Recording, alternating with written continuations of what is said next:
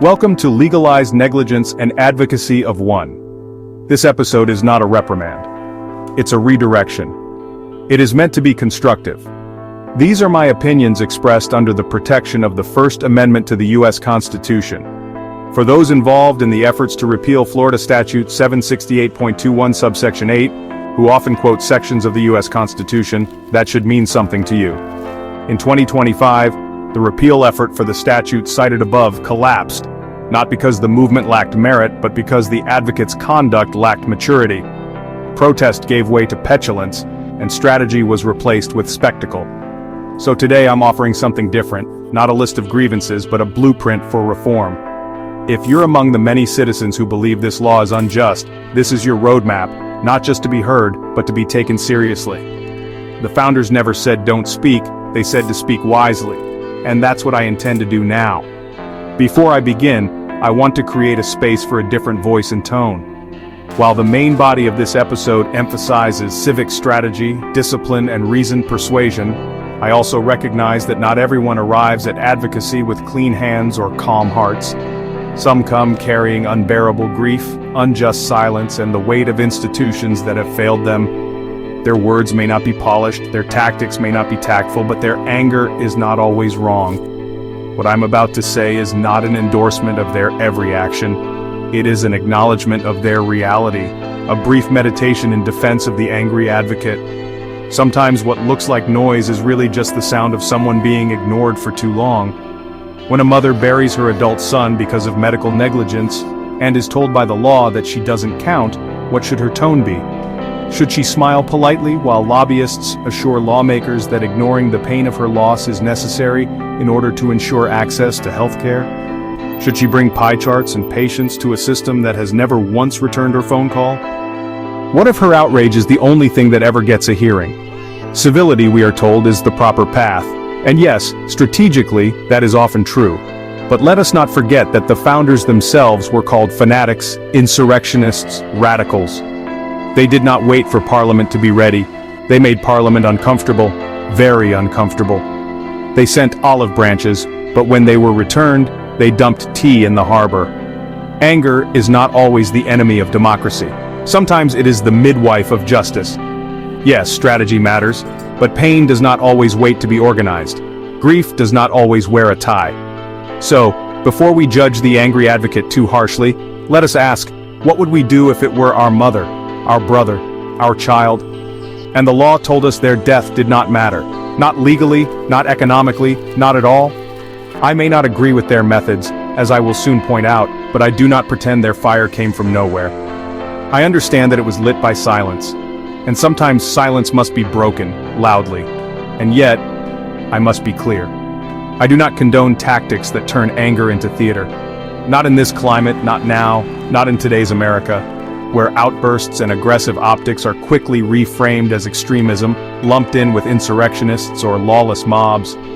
Even a righteous cause can be undone by the optics of disorder. There is no path forward in spectacle. It takes far more courage to stow one's grief, to master one's voice, and to gird oneself for the slow, merciless pace of legal reform. But that is the path we must walk if we wish to prevail.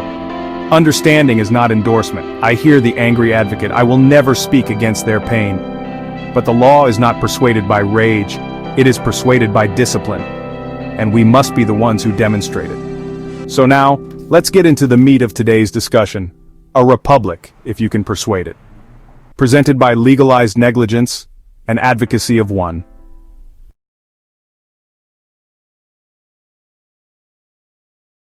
Okay, let's dive into a really surprising legislative battle that unfolded recently. We're talking about a very specific and, well, controversial Florida law. Let's call it the medical negligence carve-out. Officially Florida Statute 768.218. Right. And this legal provision, it significantly limits how families can seek justice after medical negligence. It sparked a pretty intense repeal effort back in 2025. And here's the unexpected twist that caught many off guard. Despite a bill to repeal that statute passing both the Florida House and Senate, and it looked like it had overwhelming support. Yeah, looked like it. It was ultimately vetoed by the governor, just stopped. It was a stunning outcome for the advocates who, felt they had finally secured a victory.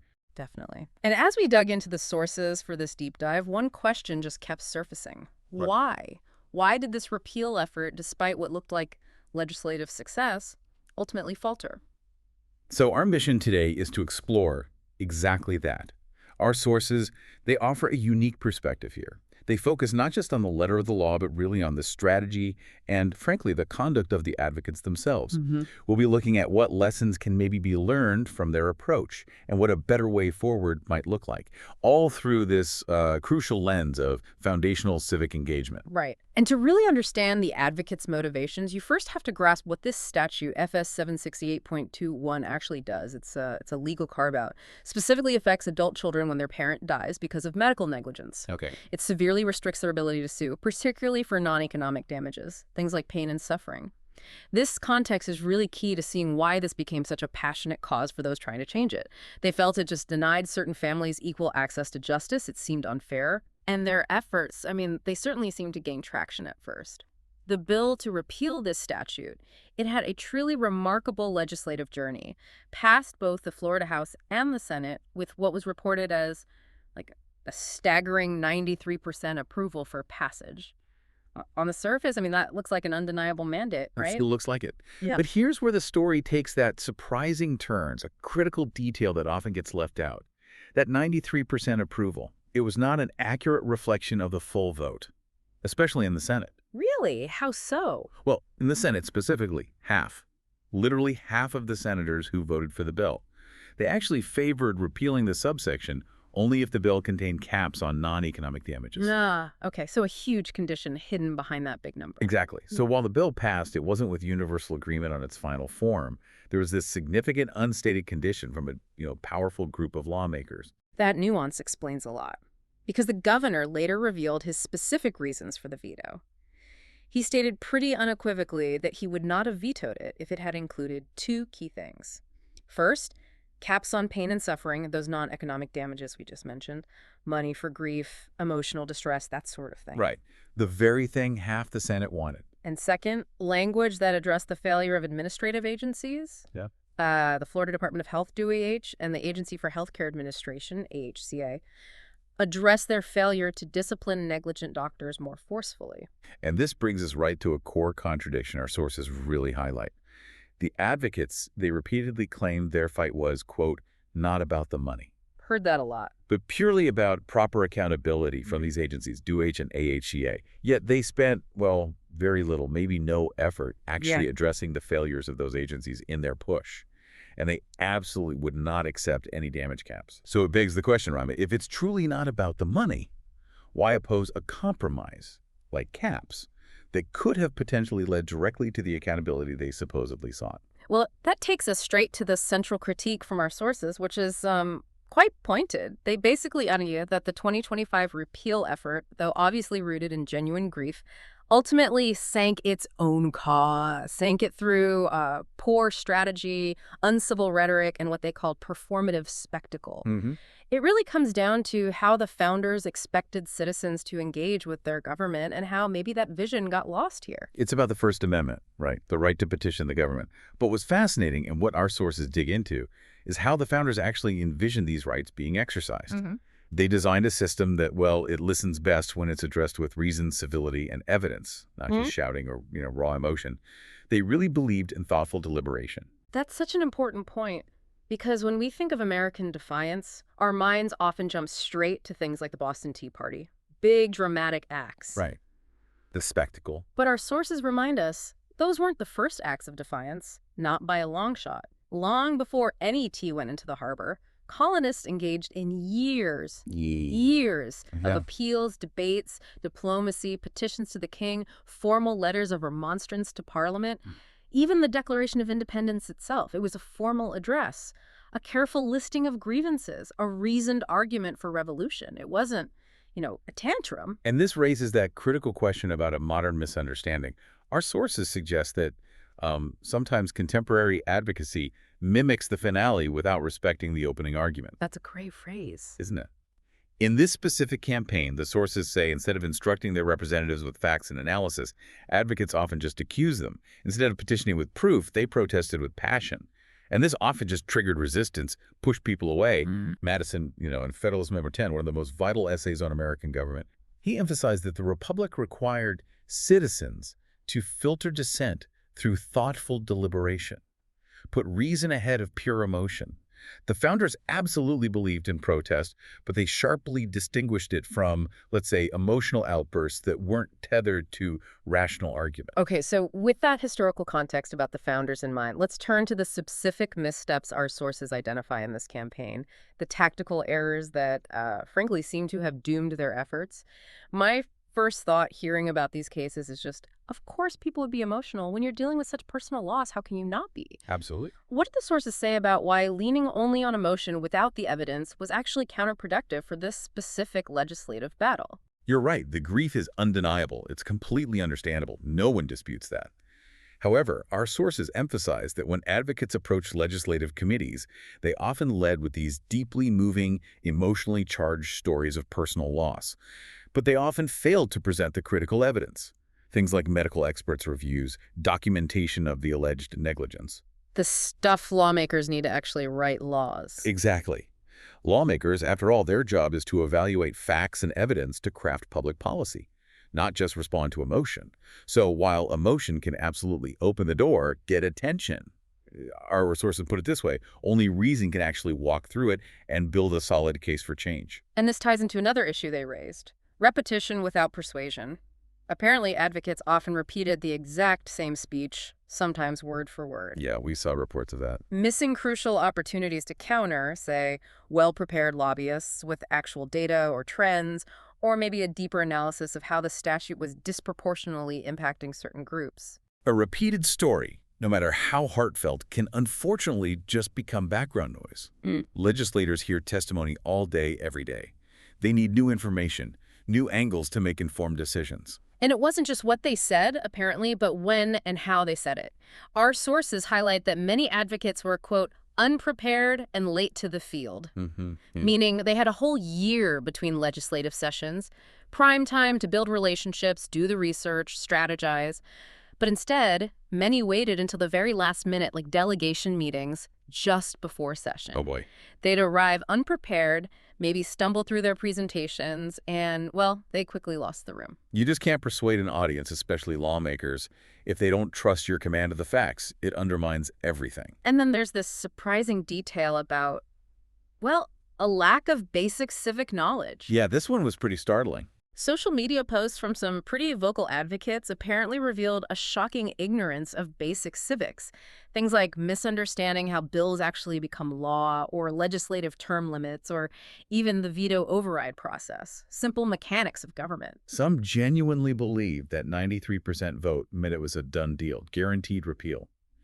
Completely unaware of that crucial Senate condition we talked about, the need for damage caps. Wow. A movement can't really instruct government effectively if it doesn't even understand how that government functions. It's fundamental. And this lack of understanding, perhaps the frustration, often led to this tragic shift from genuine advocacy to something our sources call vilification over vision. Yeah, things got ugly. In their frustration, many advocates apparently resorted to demonization, comparing lawmakers they disagreed with to Adolf Hitler, Oh, wow. calling the governor Satan, labeling anyone who didn't toe their exact line as traitors. That kind of approach, it just prioritizes demands for absolute loyalty over actual dialogue and consensus building.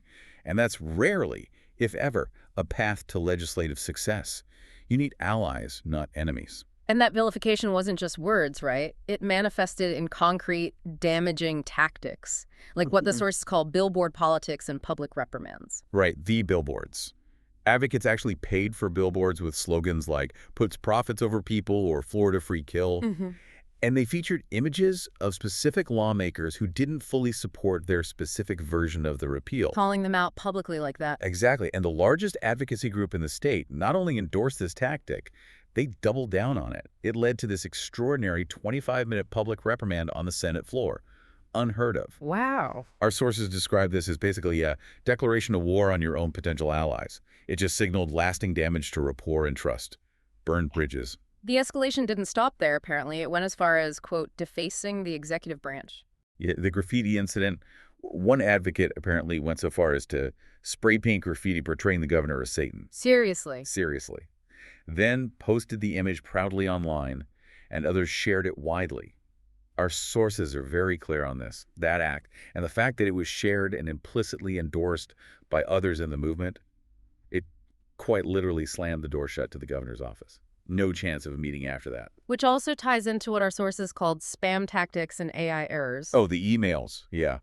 The movement resorted to these mass email campaigns, just flooding legislator inboxes, sometimes bizarrely, even using deceased people's names as signatories on the emails. What? Yeah, or openly advocating to crash the system with sheer volume. Yeah. But, legislators and their staff, they're not fooled by noise. They see through that immediately. And the AI errors. Right. Some emails apparently used unreviewed AI-generated content, which, as you can imagine, often contain factual errors or just nonsensical arguments. Yeah. That kind of thing just completely undermines your credibility. It doesn't strengthen your case at all. And finally, maybe underpinning all of this, our sources point to a profound misunderstanding the role of power. Mm-hmm. Several advocates apparently insisted publicly that the governor owed them a private meeting, that he was obligated to meet. Our sources make it abundantly clear. A governor is the chief executive of a sovereign state. They are not a grief counselor. And they certainly don't owe private meetings to groups who have been publicly vilifying them, calling them Satan, for months. Right. It just betrays this deep misunderstanding of the separation of powers, the structure of government, and frankly, the basic respect required to even earn an audience with that level of power. Okay, so after hearing all of that, I mean, the vilification, the tactical errors, the burned bridges, you might think the veto was just the final nail in the coffin, a devastating defeat. That's the obvious conclusion. But what our sources suggest is actually quite counterintuitive and honestly fascinating. They argue this wasn't really a loss at all. It was a lifeline. Lifeline. They call it a blessing in disguise, a reprieve, even a warning shot across the bow meant to fundamentally reset the movement itself, force a change in direction. Okay, connect the dots there. Why would a veto be a blessing? Well, when you connect it to the bigger picture, it starts to make a strange kind of sense. Had the bill passed exactly as written, remember, no caps on damages, no real agency reform, no structural guardrails. Right, the version the advocates insisted on. Precisely. Our sources suggest it likely would have triggered swift pushback from the powerful medical lobby.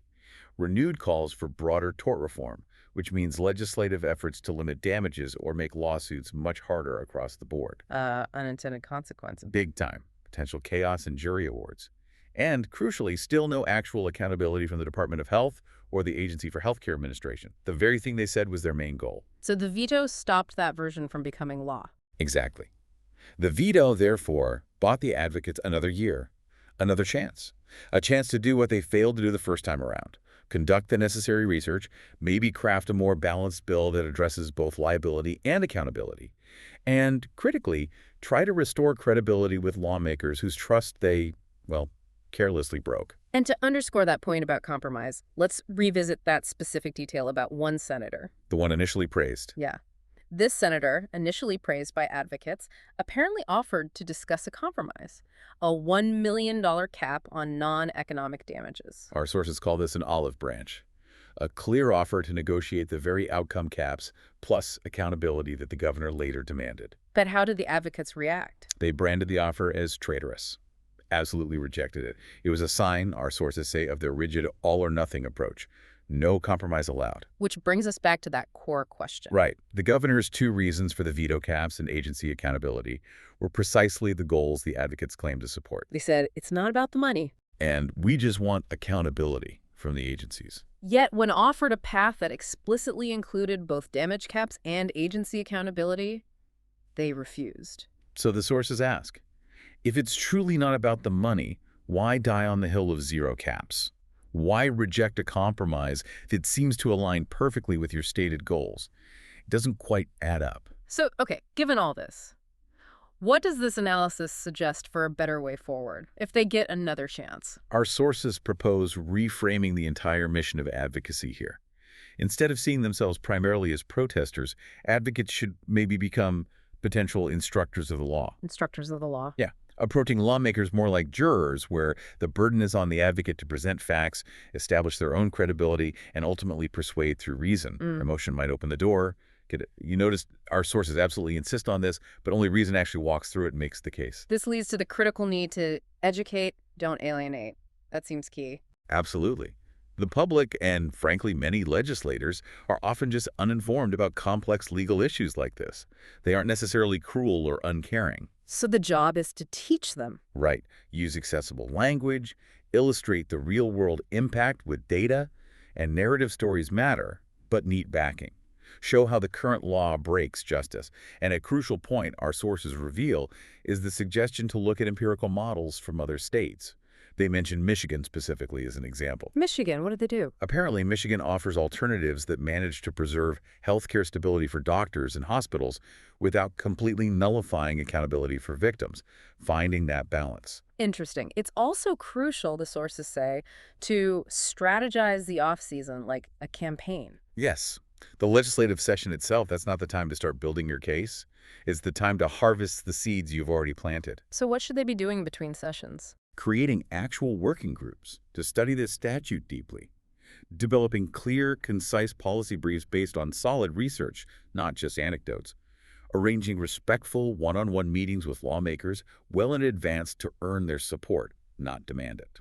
Building consensus around a revised bill, one that addresses the legitimate concerns about financial risk while still restoring equal access to justice. And maybe even considering working with former critics. Forging bipartisan coalitions is how things usually get done. Okay, but what about the damage already done? The insults, the billboards? Our sources acknowledge that the conduct in 2025 severely damaged the cause, no question. But they also maintain that, quote, politics allows for comebacks. Redemption is possible. It is. But it requires a conscious effort to redeem the optics. A change in behavior. It means dropping the insults, abandoning the social media echo chambers, committing to really learning the law, mastering the legislative process, building genuine relationships, always leading with facts, and showing basic respect, even to opponents. Yeah. When you carry yourself with maturity and demonstrate you actually grasp the facts, people are much more likely to listen. So the ultimate takeaway here, the real conviction our sources leave us with, is that the repeal of this Florida statute, 768.21 RE, if it's going to happen, won't be won by noise or sheer numbers alone. No. It will require persistence, yes, but also discipline and maybe a restoration of those civic standards the founders envisioned. It's about moving, as they compellingly put it, from grievance to governance, from complaining to actually participating constructively. Wow, okay. Powerful stuff. So the governor's veto, viewed through this lens, it really was a lifeline, not a loss. It literally saved the movement from itself, from its own self-destructive tactics. The question now, the really provocative thought for you, the listener, to consider is this. Will those who care so deeply about this cause use the time they've unexpectedly been given? Will they return with facts instead of fury, and real solutions instead of just slogans? Or will they squander this second chance? It really boils down to whether they will choose to act not like a mob, but like a republic. Thank you for joining us for this episode of Legalized Negligence and Advocacy of One. In my next podcast, I will lay out a set of concrete recommendations, strategic, principled, and grounded in constitutional civics, for how those seeking to repeal Florida Statute 768.21 subsection 8 can reset the course for 2026. If you're ready to trade shouting for strategy and spectacle for substance, you won't want to miss it. As I close today, let me offer a word of caution. Extremism, whether rhetorical or tactical, will not move this issue forward. In an age where political overreach is easily equated with instability, the line between urgency and recklessness is thin. Let others blur that line. We must not.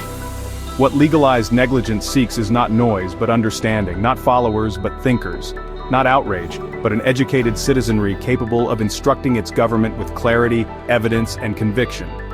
Because in the end, a republic does not survive by force. It survives by persuasion.